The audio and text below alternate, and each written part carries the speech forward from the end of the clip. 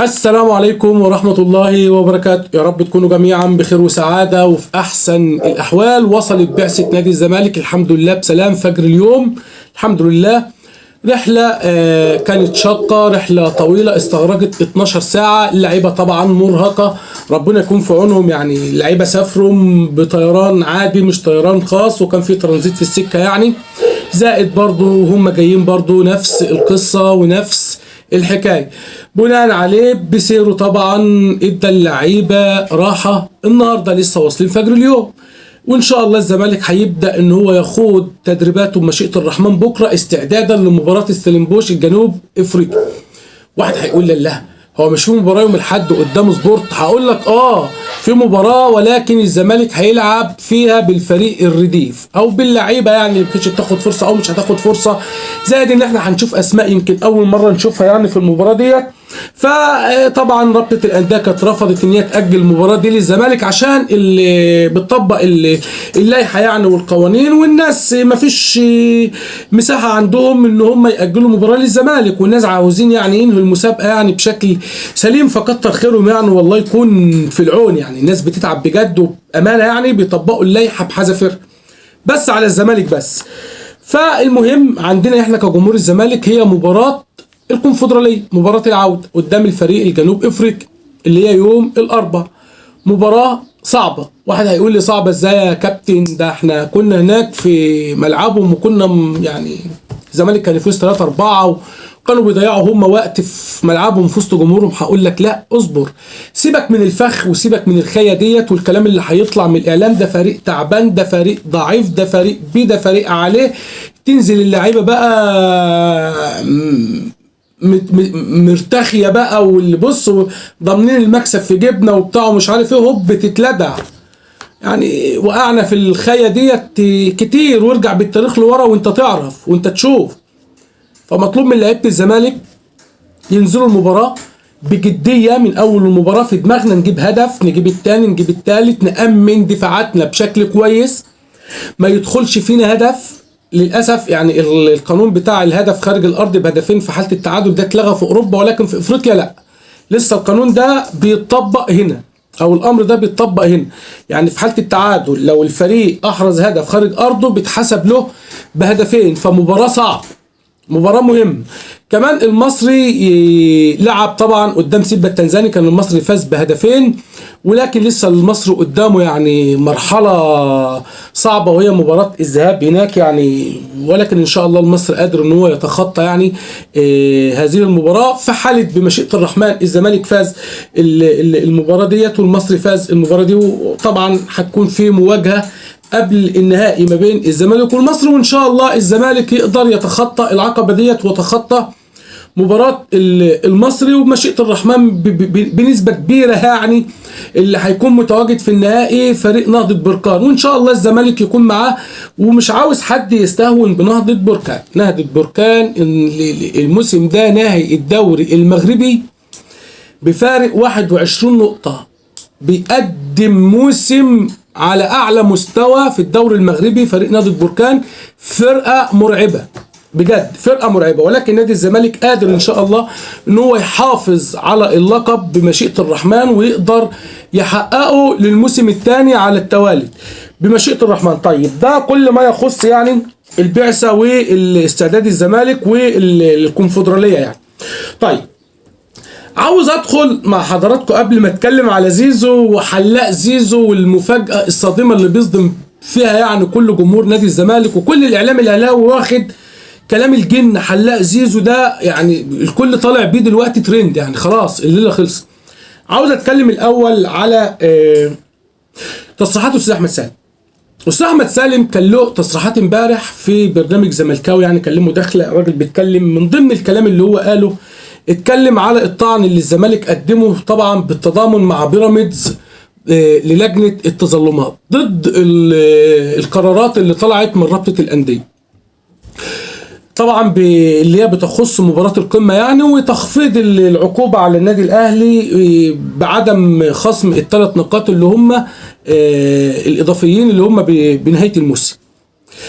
وقال كمان ان احنا مش هنقف لحد كده، يعني احنا يعني لسه هنشتكي، لسه الزمالك ما اشتكاش، ولكن هم بياخدوا الخطوه ديت، هيشتكوا للجنه الانضباط، حاليا هيتقدم طعن للتظلمات، وبعد كده الزمالك هيشتكي للانضباط، هيشتكي رابطه الانديه للانضباط. بالمناسبه رابطه الانديه بتقول حتى لو الطعن بتاع الزمالك اتقبل والتظلمات قال قرار، او ان احنا قرارنا خاطئ وكلام من ده، احنا مش هنسمع كلام لحد ومش هنغير قرارنا، محدش يطعن على قرار احنا خدناه.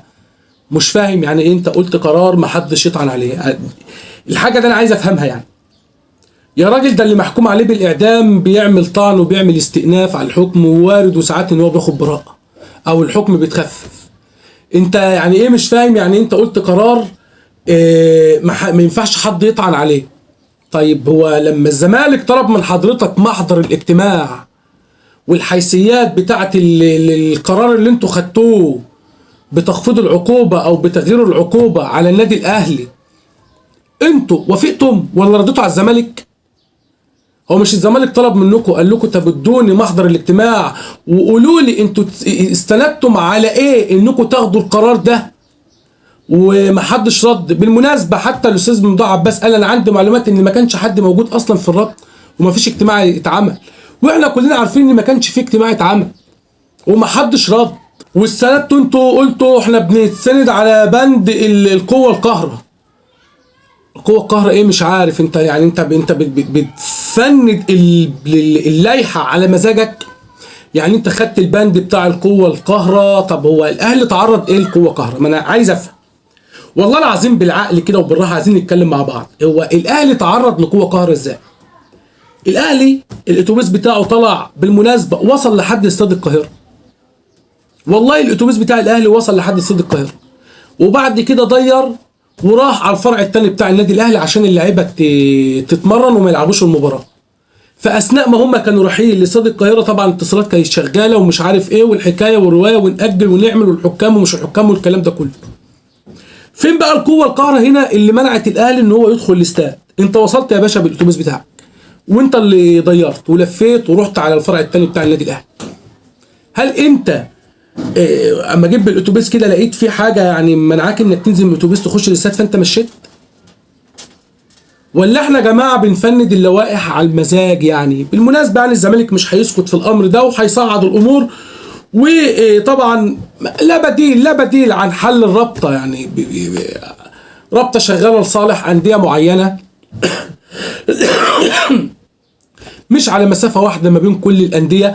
طبعا بيراميدز برضه مش ساكت، يعني بالتضامن مع الزمالك، وبيراميدز كمان في شكواه بيقول ان الامر ده اتطبق او حصل مع الزمالك بنفس الخطوات الموسم اللي فات. الزمالك برضو كان موقفه زي موقف الاهلي كده، واتخصم من الزمالك الثلاث نقاط اللي هم بنهايه الموسم غير الثلاث نقاط بتوع ان هو ما حضرش المباراه والكلام ده كله. طب ليه ما بيتطبقش هنا؟ انا متضرر انا كمان من الامر ده، وانا كنادي الزمالك متضرر. انت كده بتبعد المنافسه عني عن المركز الثاني.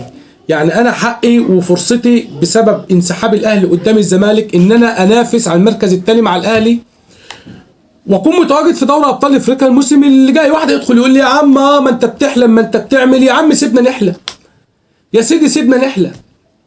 ولكن الاستاذ احمد سالم بيقول احنا مش هنسكت وهنصعد الامر، وان شاء الله الزمالك حقه محفوظ يعني في هذا الامر يعني. طيب عاوز ادخل على زيزو بقى.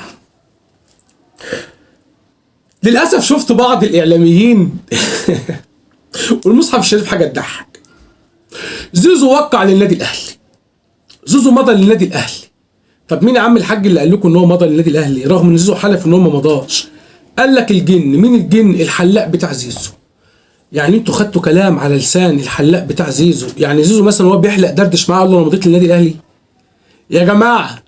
طب اللي بيتكلم اهبل واللي بيستمع عاقل.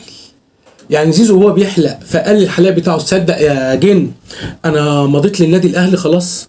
اقسم بالله حاجه في منتهى حاجه في منتهى الضحك. يعني انا مش عايز اقول كلمه تانية غير في منتهى الضحك. طيب زيزو قلنا ان في جلسه يعني المفروض كانت تبقى النهارده او على اقصى تقدير يوم السبت، ولكن الخبر اللي جالي ان زيزو طلب تاجيل الجلسه دي. طلبها لامتى؟ طلبها لبعد انتهاء مباراة ستيلنبوش الجنوب افريقي، يعني بعد يوم الاربعاء بعد المباراة، يعني يوم الخميس.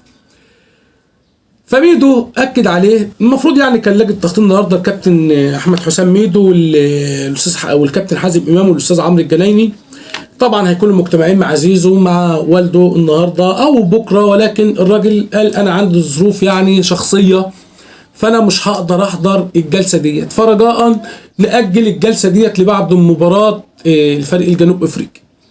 فالكابتن احمد حسام ميدو قال قول لي يا زيزو، انت بالفعل وقعت للنادي الاهلي؟ انت بتاجل عشان تشوف مصيرك او تشوف مخرج يعني انت وقعته محروج او كلام من ده؟ قال له والله انا ما وقعت للنادي الاهلي ولا مضيت للنادي الاهلي، وان شاء الله في جلسه هتكون بعد المباراه. انا جايين من سفر ورحله كانت شاقه وتعبانين وداخلين على مباراه مهمه يعني، فبتمنى عشان الاوجاع بس تبقى الواحد ذهنه صافي يعني وكده ان احنا ناجل الجلسه ديت لحد يوم بعد المباراه يعني بتاعه افريقيا.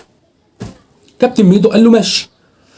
هل طلب تاجيل زيزو بسبب ان الجن حلاق زيزو ده عنده حق يعني بالفعل مضى للاهلي؟